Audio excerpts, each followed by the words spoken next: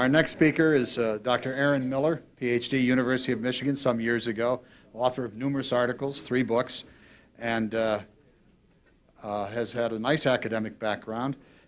But he's of greatest interest to everyone here because for the last several years, he's been a senior advisor for Middle Eastern Affairs in the Department of State. He's served as an advisor to 5 secretaries of state. He's helped formulate U.S. policy in the Middle East, and especially with respect to the Arab-Israeli peace process. And probably in terms of what rings a bell most clearly, he has been the Deputy Special Middle East Coordinator for Arab-Israeli negotiations. And I know you're all waiting patiently for his presentation, so let me simply present to you Dr. Aanon Miller.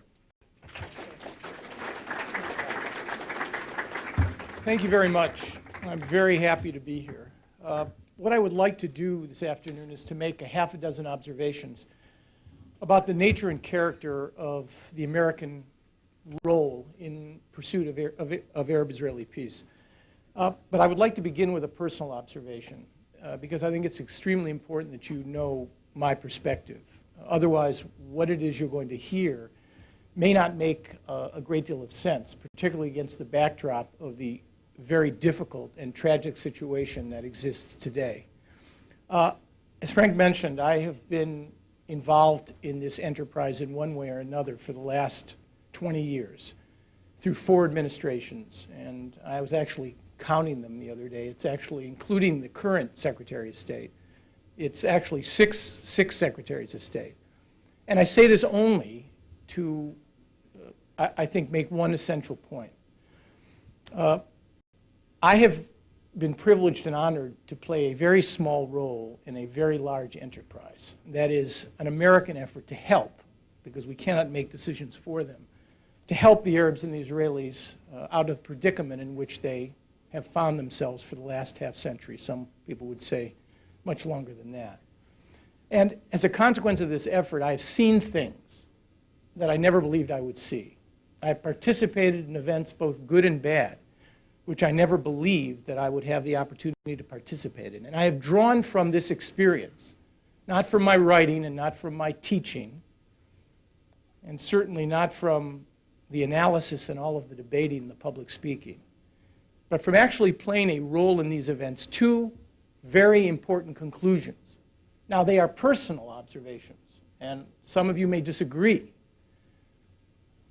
but I hold them very firmly. One is that there is, in fact, a durable and equitable solution to the Arab-Israeli conflict. That is to say, there is a solution that all sides, and it's a very complicated conflict, can agree on. Such a solution exists. And second, if in fact that solution is going to be achieved, it can only be achieved through a process of negotiation, of give and take, and a process which is going to take time, in which each side fundamentally understands and recommends to its constituency that in fact there is no perfect justice, but there is a durable and equitable solution which meets the needs, or which can meet the needs and requirements of the Arabs and the Israelis and the Israelis and the Palestinians. I am going to talk about the current situation that exists today, but I would like to make several observations beforehand to give you some sense of perspective, because I do believe now is the time for perspective and for clarity. Now is not the time for moralizing. Now is not the time for editorializing. There is enough ammunition, tragically and sadly, both literally and figuratively, to feed the worst instincts and inclinations of both sides of this conflict and their supporters. And I would argue to you that if in fact a solution is going to be found, then it's extremely important to rise above all of that and try to get a sense of the dynamic of what has occurred and whether or not there is a foundation on which a comprehensive solution can be based. So let me make 3 or 4 observations a fifth perhaps on the current situation, and to close with a comment on the U.S. role. First and foremost, as a point of departure for any serious discussion of this issue, whether it's in the classroom, in the public arena, or over the negotiating table. The Arab-Israeli conflict is not. It is not a conflict between the forces of right on one hand and the forces of wrong on the other. It is, in fact, a conflict of competing grievances and competing justices, which will have to be reconciled if, in fact, there is going to be a solution. This is no different, I would argue, than a good marriage or a good business proposition or any legally binding contract. It must reflect the needs and the interests of both sides. And if, in fact, it is to do that, then each side must first understand what those needs are and try, in a way that is consistent with their own needs, to reconcile what Party A needs with Party B. This, it seems to me, is a fundamental point of departure.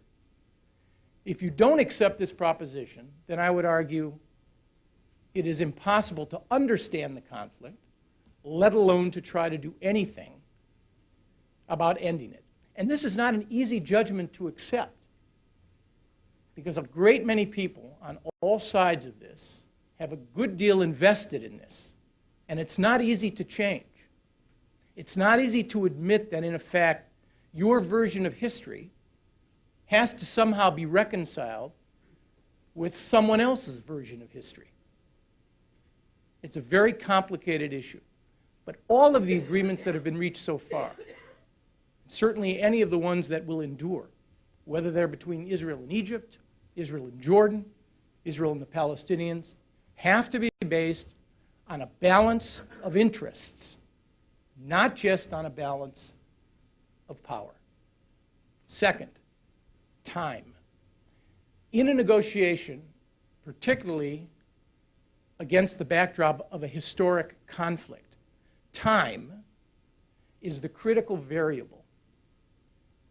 And it is important to understand that any conflict which evolved in phases over time can only be resolved in phases over time. If you're looking for a series of quick and easy diplomatic achievements and successes, you've come to the wrong conflict. Because such an analysis or such a perspective misunderstands just how nasty, how entrenched, and how volatile the Arab-Israeli conflict really is. And we cannot either make light or undervalue just how difficult and protracted this conflict really is. That's not to suggest that we need to be paralyzed by those challenges, but we can never underestimate them.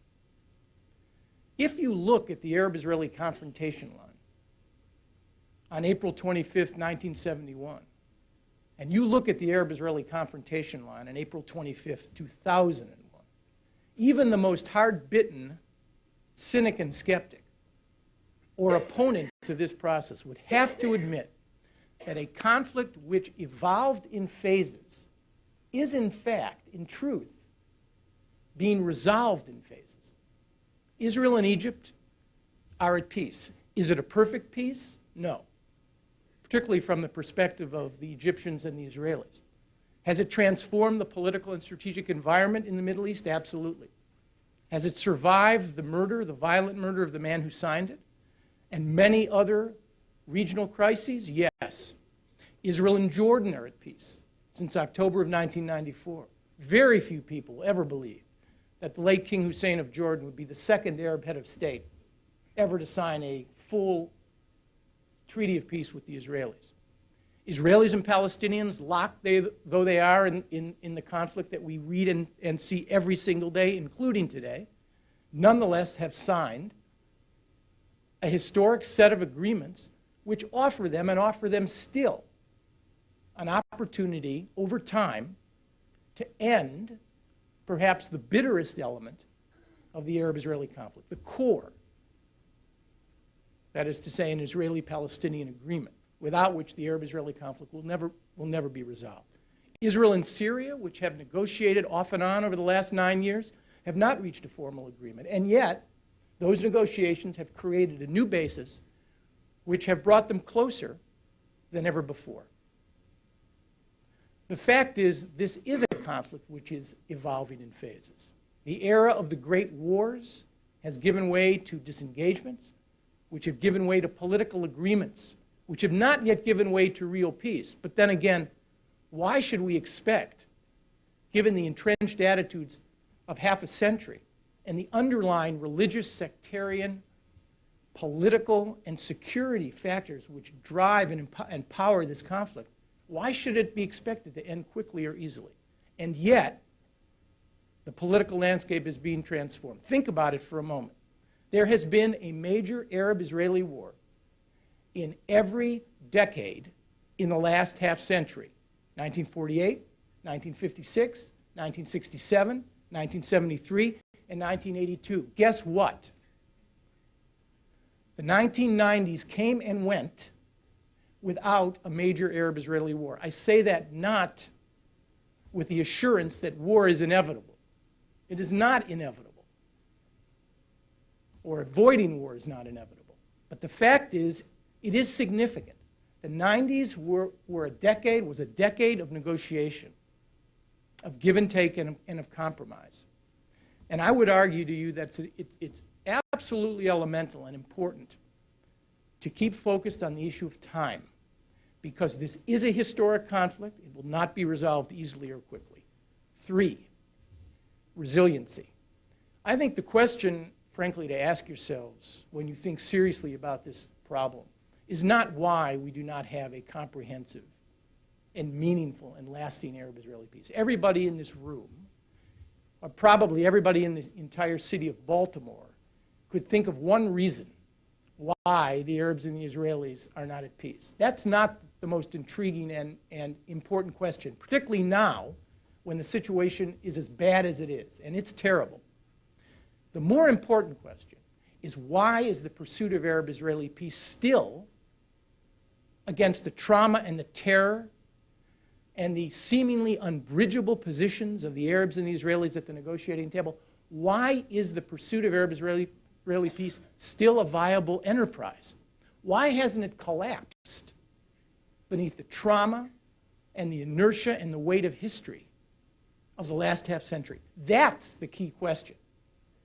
Had anybody in this room, and I would start with myself, known the day after Rabin and Arafat shook hands on the White House lawn on September 13, 1993, that within 8 years of that handshake, Rabin would have been murdered by an Israeli, 29 Palestinians would have been machine gunned to death in 1994 by an Israeli in a mosque in Hebron, 60 Israelis in February of 1996 would have been killed in 4 suicide terror attacks inside of Israel, a Likud prime minister who ran on a campaign of demonizing his Palestinian partner, signed not one agreement with that partner, but 2.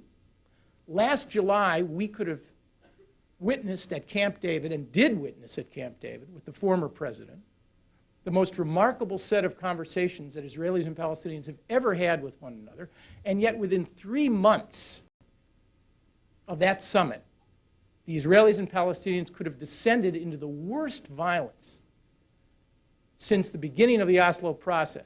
And yet today, even today as I speak,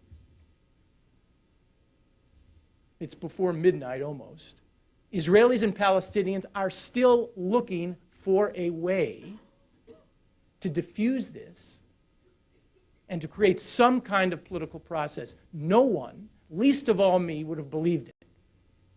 The fact is, this process survives because it is based on the one fundamental calculation that gives me a measure of hope. The Arabs and the Israelis, driven by their own national interests, their own self-interests, want it to survive. And at some point over the last 10 or 15 years, and there's no meeting to record it, there's no document to give evidence to it, Israel, mainstream within the Palestinian community, and key Arab states made a fundamental decision. That decision was to test the possibility that through a negotiation, they could achieve through talking, what they couldn't achieve through shooting. They did not agree to like one another. They did not agree to give up their first principles or compromise their vital interests. But they did agree, and they agree still, on the importance of using a negotiation to try to sort this out. And that foundation, regardless of what your eyes and your ears tell you, still exists today. And it will continue to exist, in my judgment. 4, people talk about the Oslo process, those series of implementing agreements that were signed by Israelis and Palestinians in 1993. They talk about them as if they were alive or dead. Oslo is a very imperfect process. Why shouldn't it be? It reflected the imperfections in a historic rivalry and competition and struggle between Israelis and Palestinians. Of course it was imperfect. But the issue of whether Oslo is alive or dead really misses the point. The fact is, over the last 8 years, Oslo has shaped the legacy of the Israeli-Palestinian conflict and accommodation in a way that is now irreversible. And it's important, I think, to note this, because the foundation for moving forward rests not on the details of any specific agreement. It rests on these fundamentals. First, when Israel and the PLO recognized one another's right to exist as a consequence of secret negotiations without the Americans, with the help of the Norwegians, from the fall of 1992 until the fall of 1993, they changed an existential conflict, that is, a conflict over existence and identity, which could never be resolved, into a conflict over politics, which could be resolved. And once you recognize the identity of your adversary, you cannot unrecognize it. You can become adversaries, you can exist in an uneasy relationship, but once you grapple with the fundamental issue of identity, it's impossible to go back.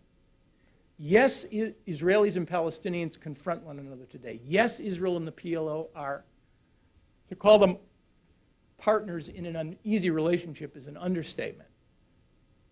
From each of their perspectives, they've assumed an almost adversarial status. And yet, the politics of mutual recognition have not changed.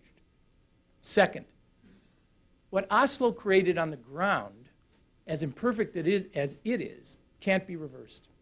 The Israelis established the principle that in return for peace and security, they agreed to redeploy and withdraw, subject to a negotiation. That process is irreversible. And the Palestinians agreed to a certain set of commitments which need to be implemented, as do the Israelis, but which are very difficult to reverse. And Palestinians are now creating the institutions of their national life. That process, as imperfect as it is, can't be reversed as well. And finally, Israelis and Palestinians suffer from a proximity problem. Their lives, political and economic lives, are inextricably linked. They must separate, but they must separate through cooperation. And that's not going to change unless Israelis and Palestinians are leaving, and neither of them intend to do that. The situation on the ground today is as bad as I've ever seen it in the last 7 years since the Oslo process began. Israel's worst perceptions and conceptions of Palestinian behavior have been confirmed over the course of the last 8 months. And the worst conceptions and perceptions of Israeli behavior on the part of Palestinians have been confirmed and reaffirmed. We are in a cycle of action and reaction which has created an enormous hole which is deep and dark. And it will not be easy for Israelis and Palestinians to extricate themselves from this. But they can do it if, in fact, they accept the reality that in a cycle of action and reaction, the only way to break it is through a series of parallel and reciprocal steps. Yes, the violence must end. yes, any effort on the part of the Palestinian Authority to acquiesce, let alone orchestrate organized violence, must stop. And at the same time, the Israelis have responsibilities and obligations to create the kind of environment which will allow that to deepen. Internal closures, external closures, withholding of tax revenue, which by agreement is owed the Palestinian Authority, humiliations at checkpoints, the kinds of behavior which fuel frustrations and anger. That has to be reversed as well. And this is not overly ambitious. We're not talking at the moment of finding a way back to a permanent status negotiation.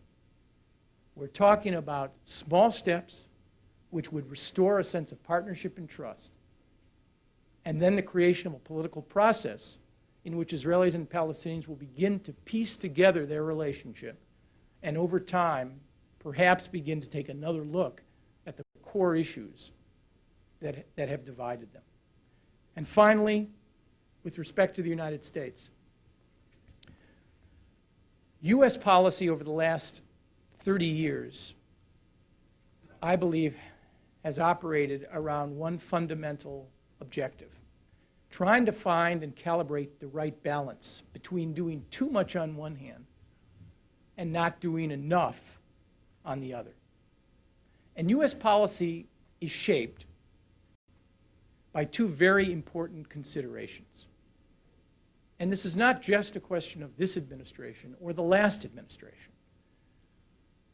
These considerations, I think, apply for as long as the United States has been actively involved in the pursuit of Arab-Israeli peace. The first consideration is quite simple. We do not live in the neighborhood.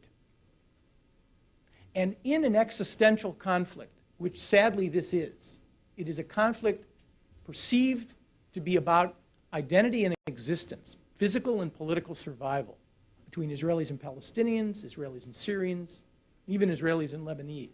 In such a conflict, only those who will ultimately bear the consequences of the decisions that are taken at the negotiating table can shape those decisions initially. If you don't live in the neighborhood, then you don't bear the responsibility for the decisions that need to be taken. And this is an elemental concept, but it's extremely important. I live in Chevy Chase, Maryland. It's a very nice place. I've lived there for 28 years.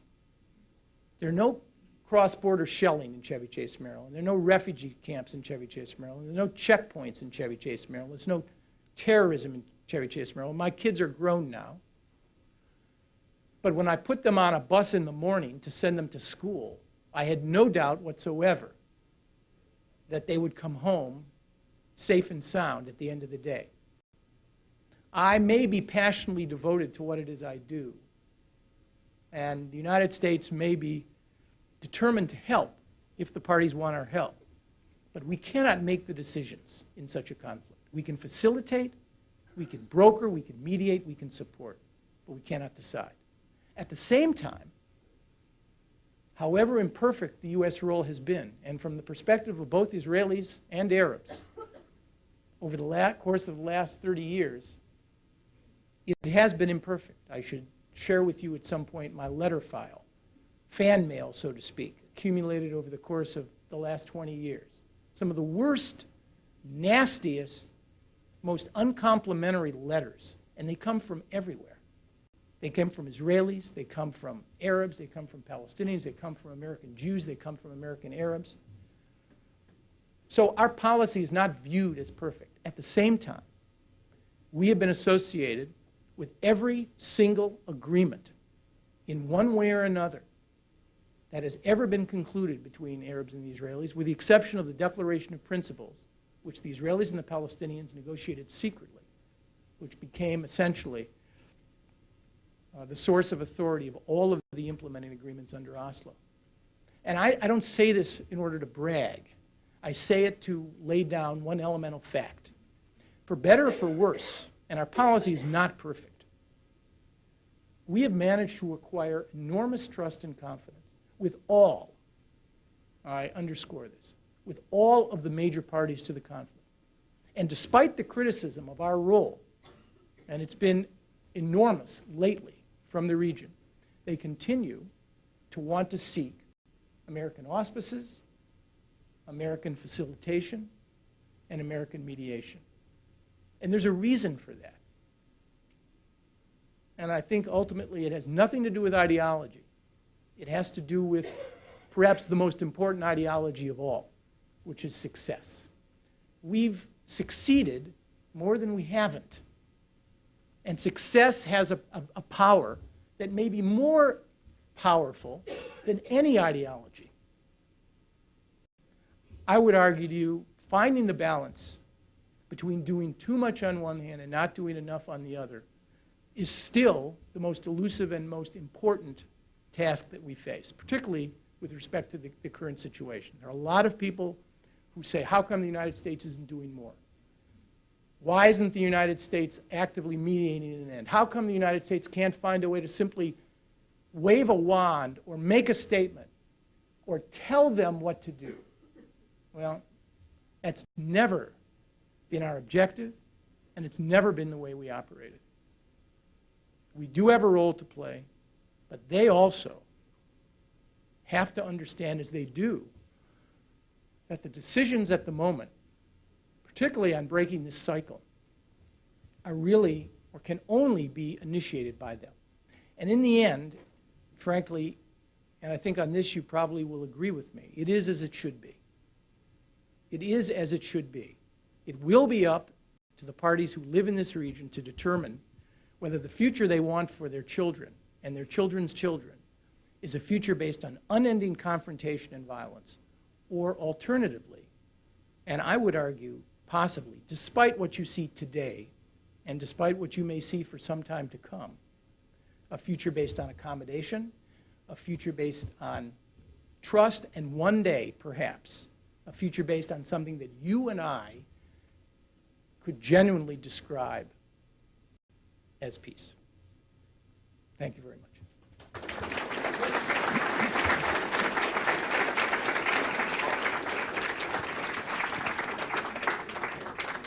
Well, we thank you for such a concise and analytical presentation.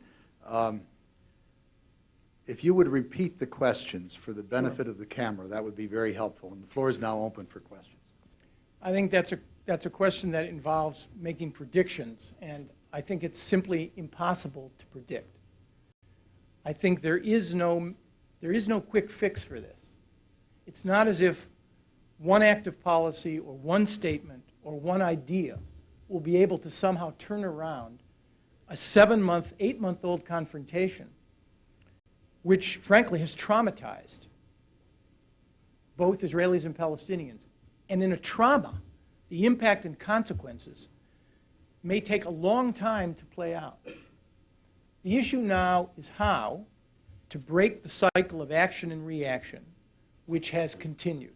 How to stop the violence, how to return to a degree of economic normalcy, how to create confidence and trust, and then how to create a political process that will begin to look at some of the more substantive issues that have divided Israelis and Palestinians.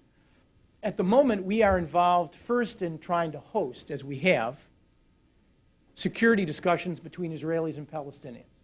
These are very serious discussions, but remember, they're occurring in the middle of an ongoing conflict. And the level of trust and confidence, even among, well, I would argue, perhaps particularly among the security professionals, who can make a judgment on how each side is behaving, is at an all-time low. Where did the Secretary of State go on his first trip? To the Middle East. Among the visitors that the President has seen over the last several months, and he will continue to see, are the Arabs and the Israelis. The question is, when will the United States somehow find a way to become intimately involved? And that's a question that I think is impossible to answer. Form, in this case, follows function. And you're going to need a functional process, powered initially by the Israelis and the Palestinians, in order to create a basis on which U.S. involvement would prove effective. Does this administration support what the president said during the campaign, that he would seek to move the embassy, which is now in Tel Aviv, to Jerusalem? The president stands by what he said in his campaign. He's also said subsequently that this issue is an issue that can only be addressed and resolved in negotiations between the parties. And the fact is, at a time when you have zero confidence and trust between Israelis and Palestinians, and an increasing chill in the region at large between Arabs and Israelis, to inject an issue like Jerusalem, which is perhaps, and there are other issues that are as complicated, such as refugees, but there is no more emotional, no more volatile, and no more politically explosive issue than the issue of Jerusalem. To inject it again into this kind of environment would not help to create that sense of confidence and trust. And we know from our experiences at Camp David that Jerusalem remains perhaps the most divisive issue of all. And it is also an issue, as you know, which goes beyond Israelis and Palestinians. It's an issue that affects hundreds of millions of Muslims in the region.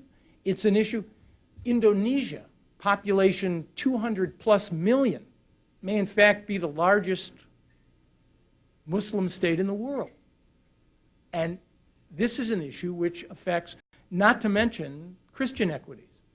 This is a very complicated issue, and it has to be handled extremely carefully.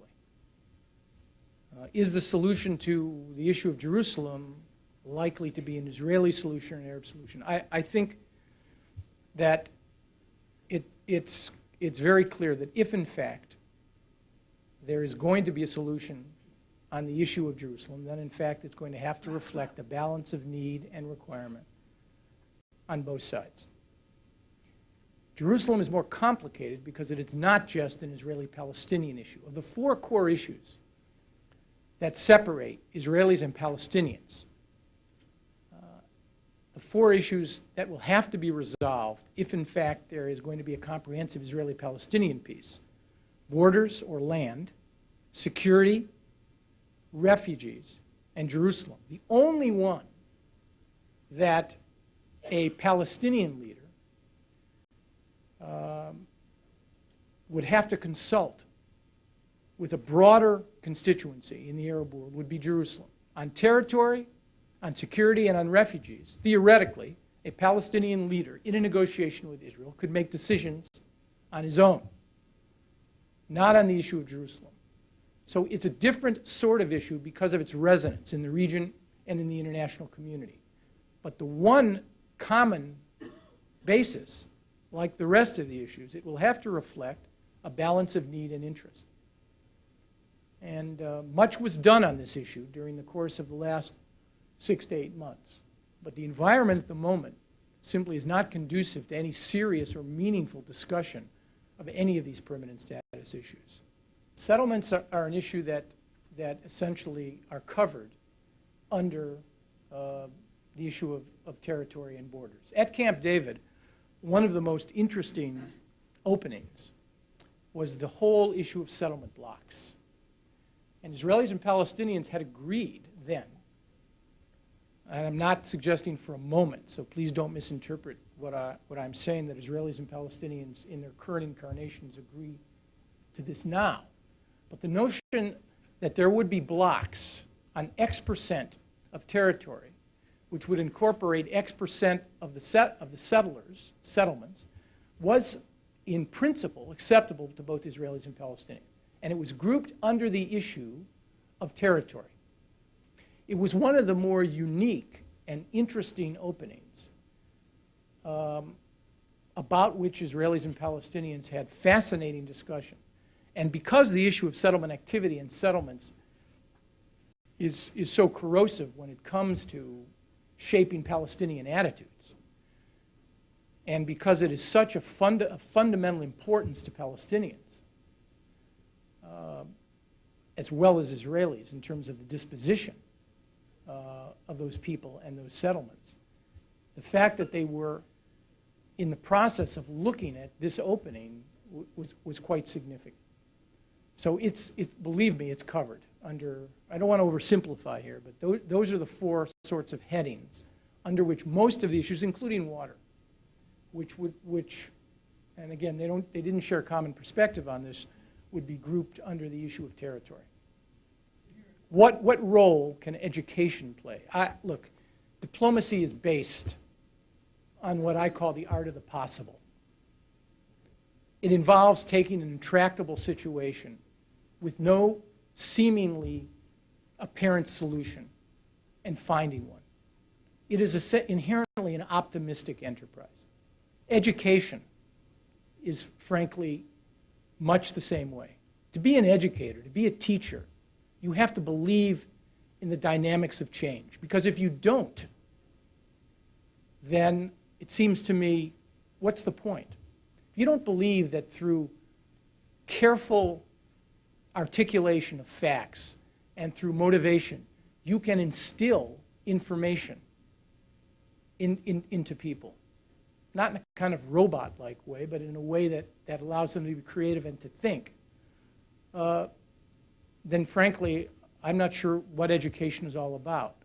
Education has a critical role in diplomacy, particularly in this particular problem, because the gaps that separate the elites and the negotiators from the public perceptions of what's going on are enormous. Most Israelis and Palestinians have lost hope and faith in this process. They want to believe in it, but what they see with their eyes tells them that the situation is fundamentally hopeless. The whole issue of changing perceptions, the Israeli and Palestinian perception of one another, is critical, and particularly among the younger generation. We have a terrible problem with, particularly on the Palestinian side, with the issue of socialization of grievance and hostility. And a large part of it is in response to the terrible conditions in which Palestinians find themselves. But every day, Palestinian media continues to pour forth the worst kind of invective and hostility toward Israelis and toward Jews. Now, that is a function of an environment which has to change. But if you're going to socialize grievance and not socialize hope, then in fact you're creating a self-fulfilling prophecy. My wife, Lindsay, works with an extraordinary organization which is exactly along the lines of the question that you've raised, called Seeds of Peace. This began in 1993, and it started with 50 Israeli, Palestinian, and Egyptian boys. They were brought to a summer camp in Maine, and they were put through a series of conflict resolution sessions in addition to the normal kinds of things that 13, 14, and 15-year-old boys would do at a summer camp. It's now grown to include girls, to include Jordanians, Moroccans, Tunisians, Yemenis, Qataris. 1,500 young people have graduated from this camp. 1,500. Now, that's not 15,000, it's not 15 million. But they go back home, and instead of being lost amidst all the conflict and the anger, they maintain contacts. Even today, when the prospects of getting these kids back to camp this summer look so hopeless, if you read their email that is on a program called SeedsNet, which allows them to communicate with one another, it would turn your heart. Because even now, amidst the violence and the hopelessness, these kids, the ones who have been and the ones who want to go, want to believe. And it's all as a consequence of a process of education which allows individuals to get to know one another as individuals. And I've witnessed these conflict resolution sessions. I've seen them yell, I've seen them scream, I've seen them say the most hateful things to one another. But after they're over, and at the end of these sessions, it's remarkable. It's transformative. And I don't want to be seen here to be naive or innocent, but for God's sakes, the whole point of changing attitudes is to affect the attitudes of a generation of young people who may be able to give the other the benefit of the doubt. And a lot of people dismiss this program by saying, well, they're just a bunch of kids, but it's so absurd because that's exactly the point. And it's something I know that this audience can appreciate in particular. You raised the issue of Israelis and loss of faith in Palestinians. I think there has been an enormous loss of credibility in the eyes of many Israelis. I also think that 4 Israeli prime ministers, Rabin, Peres, Netanyahu, and Barak, have made 2 simple judgments. Number one, there is no military solution to the Israeli-Palestinian problem. All 4 of them, and they spanned all kinds of different ideological viewpoints and perspectives, came to the conclusion that there's no military solution. And second, even more controversial, is that if in fact there's to be a political solution, then Arafat and the PLO was Israel's partner. And you don't get to choose your partners. Not in this. You don't get to choose your adversaries. A 5th Israeli prime minister is now going through the process of trying to determine a way out. He'll have to reach his own conclusions and judgments.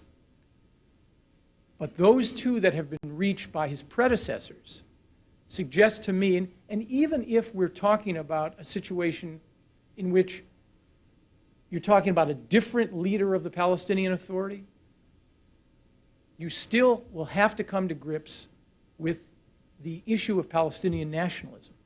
I mean, what is the PLO? The PLO is the organizational embodiment of an idea. And that idea is that there are Palestinians in this world that have a claim to a discrete piece of territory to be negotiated. But it's a legitimate claim. The Israelis have accepted that. Some very grudgingly. But they've accepted it. And frankly, I think that fact and the proximity issue has convinced me, and again, I know it's counterintuitive. I know what you see today and what you may see tonight on the evening news and on CNN tomorrow, and who knows how bad this could get. You have to keep your eye on the underlying structural factors. And one of them is that Israelis and Palestinians really, unless one of them is going to leave, and that is not going to happen, they have no alternative. There are no borders behind which to hide. And this conflict is not taking place in the hinterland somewhere where nobody is paying attention, or that it is somehow not catching the attention, not only of the participants, but of others in the international community.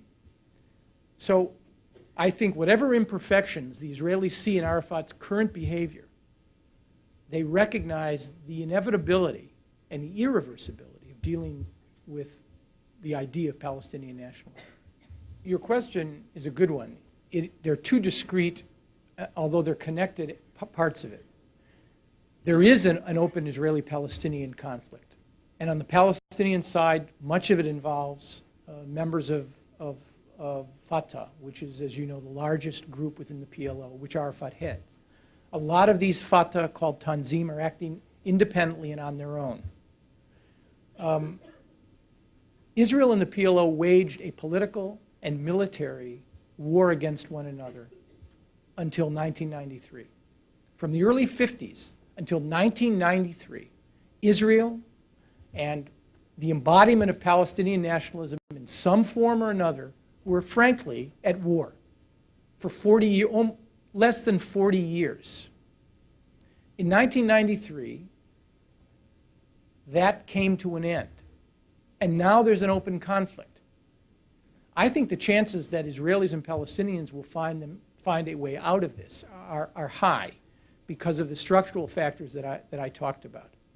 And I think it will be, in the case of the Palestinians, as Arafat's own commitments suggested to Rabin in September of 1993, that he has the obligation and the commitment not only to control, but to discipline those who act outside of his control, not those in Syria or in Lebanon who are not under his control, but certainly those within the West Bank and Gaza. Hezbollah is a different issue. Hezbollah, as you know, is an organization that emerged during the early 80s. It is backed and financed largely by the Iranians. It is an indigenous Lebanese group, which is now a part of the Lebanese political environment. And it waged its own war, including the use of terror, against the Israelis in southern Lebanon. The Israelis withdrew in June of last year. The United Nations Security Council validated Israel's withdrawal according to the terms of a UN Security Council resolution that was passed when the Israelis moved into Lebanon in 1978. And yet Hezbollah continues to believe that the Israeli withdrawal is incomplete. We don't accept that. Most of the international community does not accept it. Certainly the United Nations Security Council doesn't accept it. Syrians and the Lebanese, for a variety of reasons, basically accept Hezbollah's claim that a portion of that withdrawal is incomplete. And Hezbollah continues, and it's a very dangerous game. It's not a game, it's a very dangerous set of tactics. Because southern Lebanon still remains the most likely flashpoint for a broader Arab-Israeli problem. And we made it very clear to the Syrians, to the Iranians indirectly, to the government of Lebanon, which has an obligation to deploy its forces to the border, that this is not an acceptable situation and that it risks escalation. There are two separate problems. Many Palestinians, unfortunately, have drawn the wrong conclusion from Hezbollah's operations against the Israelis. And the conclusion that many Palestinians have drawn is that force does work. You can unilaterally drive the Israelis off of a piece of territory without encumbering any other political obligations or commitments, let alone a peace agreement.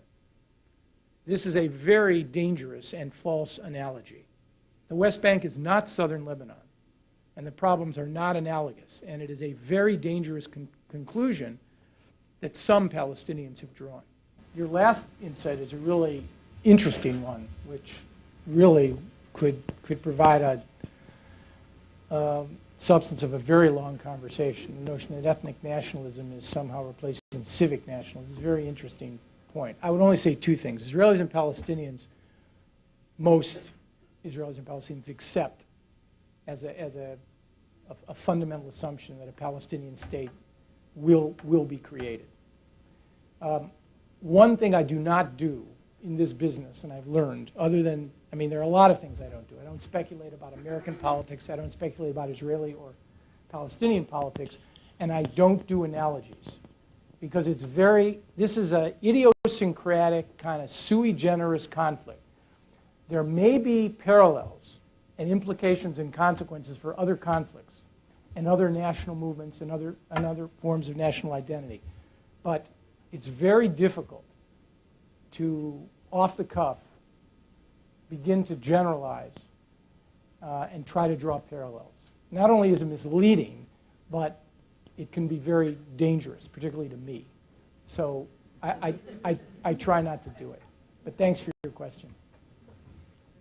With that, we simply thank you for a marvelous afternoon. It's been a nice presentation. Thank you so much.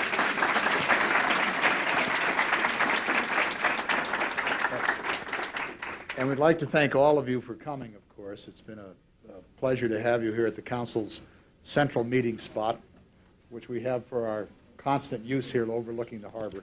But in any case, stay for the reception and continue to talk about these things.